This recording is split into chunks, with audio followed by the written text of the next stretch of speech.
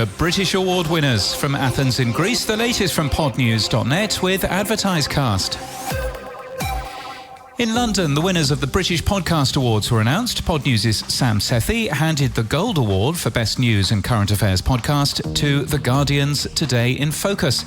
Podcast of the Year was awarded to the BBC Radio Wales show A Positive Life, HIV, from Terence Higgins to Today, hosted by singer-songwriter Sam Smith. And the Australian Podcast Awards, operated by the same company, will be held in the Sofitel Sydney Darling Harbour, they've announced, on November the 21st.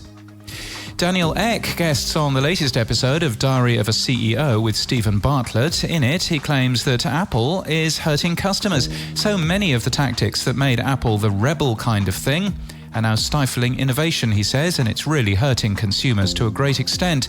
He's also spoken to the BBC and says on the subject of Spotify's podcast strategy, the truth of the matter is some of it has worked and some of it hasn't. You'll find both of those interviews linked from our show notes and our newsletter at podnews.net. In the UK, BBC Sounds is the third biggest platform used most often to listen to podcasts. According to Edison Podcast Metrics UK, Spotify's number one.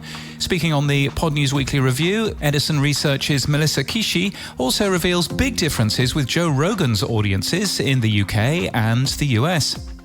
Acast has been named by Warner Bros. Discovery as exclusive podcast distribution and monetization partner for a number of the company's brands. The companies have worked together for Investigation Discovery for 3 years. 58% of Australians listen to podcasts, according to new data from YouGov. The data also suggests that music is the most listened to podcast genre, and Spotify is the number one platform. 8% of all Australians use Google Podcasts, which Google is brilliantly closing next year. Spotify says that podcast listening has more than doubled in the past year in Mexico. Comedy podcasts are the favourites there. The data also says that podcast ad revenue in Mexico is expected to reach $48 million.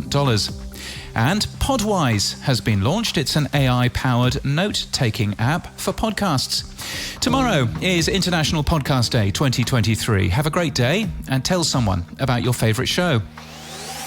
In People News, Mike Thomas has been made Group Business Director at Acast in the UK as part of a restructure and set of promotions. And in podcast news from the Airwave Podcast Network, Emotional Badass. Emotional Badasses are survivors, thrivers, seekers and healers. It's hosted by psychotherapist Nikki Eisenhower, and it's where we learn to love ourselves without apology.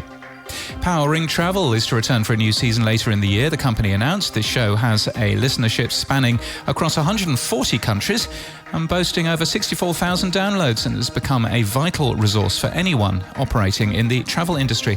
And Contributors is wrapping up its second season, the podcast showcasing the innovative and strategic contributions leaders make today to ensure a better future for Canada. Canada, eh?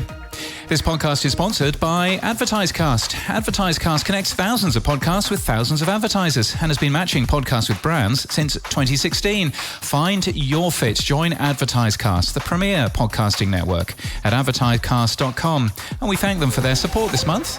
And that's the latest from our newsletter. To read all the stories and subscribe, we're at podnews.net.